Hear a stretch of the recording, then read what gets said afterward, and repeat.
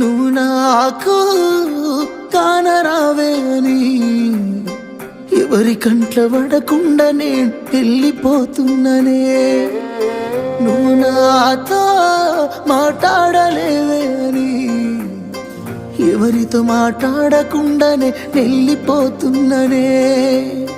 నువ్వు ఈ లోకంలో లేనలేవే అని నేను ఈ లోకాన్ని వదిలేసిపోతున్ననే.